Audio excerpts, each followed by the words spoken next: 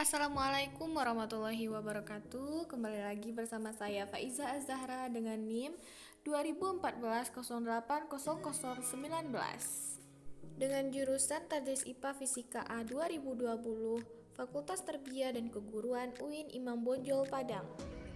Video ini bertujuan untuk memenuhi tugas mata kuliah biologi umum oleh dosen pengampu Ibu Dr. Milyasari SPD MSI.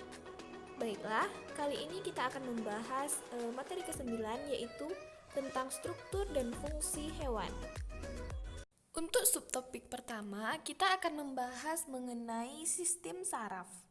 Fungsi dari sistem saraf pada manusia yaitu yang pertama sebagai pengatur organ-organ atau alat-alat tubuh agar terjadi keserasian kerja. Yang kedua, menerima rangsangan sehingga dapat mengetahui dengan cepat keadaan dan perubahan yang terjadi di lingkungan sekitar. Dan yang ketiga, mengendalikan dan memberikan reaksi terhadap rangsangan yang terjadi pada tubuh. Selanjutnya yaitu sistem endokrin. Di dalam tubuh manusia terdapat bermacam-macam kelenjar. Zat melalui saluran disebut kelenjar eksokrin, sedangkan yang tidak melalui saluran disebut dengan kelenjar endokrin. Zat yang dikeluarkan kelenjar endokrin langsung disalurkan ke dalam pembuluh darah dan pembuluh limfa. Karena tidak mempunyai saluran khusus, kelenjar endokrin disebut juga dengan kelenjar buntu. Proses pengeluarannya disebut dengan sekresi. Selanjutnya kita akan berbicara tentang sistem integumen. Sistem integumen adalah sistem organ yang membedakan, memisahkan, melindungi, dan menginformasikan hewan terhadap lingkungan sekitarnya. Sistem ini seringkali merupakan bagian sistem organ yang terbesar yang mencakup kulit, rambut, bulu, sisik, kuku, kelenjar, keringat, dan produknya atau keringat atau lendir. Ada beberapa fungsi dari sistem integumen ini, yaitu fungsi proteksi, absorpsi, ekskresi, persepsi, pembentukan pigmen, serta keratinisasi.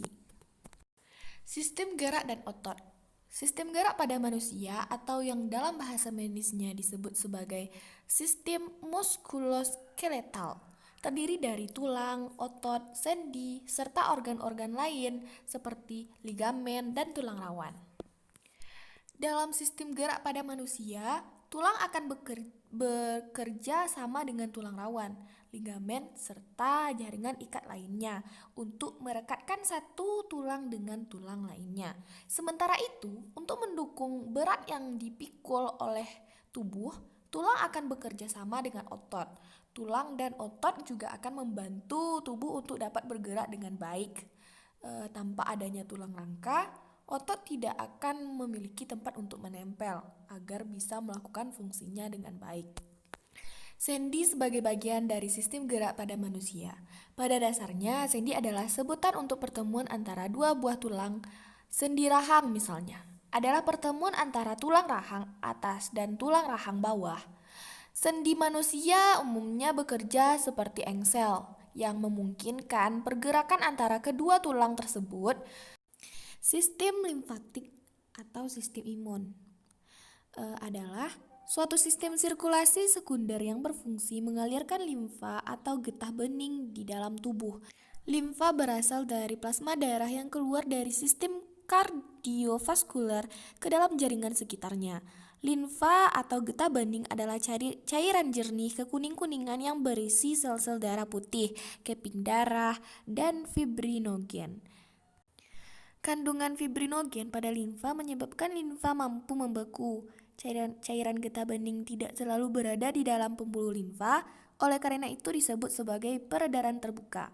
Cairan ini kemudian dikumpulkan oleh sistem limfa melalui proses difusi ke dalam kelenjar limfa dan dikembalikan ke dalam sistem sirkulasi. Aliran cairan limfa tidak dipompa oleh jantung seperti pada peredaran darah, tetapi mengalir karena desakan otot-otot rangka di sekitar pembuluh limfa. Sistem indera. Yang pertama yaitu indera penglihatan atau mata. Indera penglihatan pada manusia adalah mata. Indera penglihatan disebut juga fotoreseptor karena mata sangat peka terhadap rangsangan cahaya. Bagian-bagian mata yaitu terdiri dari kornea, iris, lensa, retina, saraf mata, dan otot mata.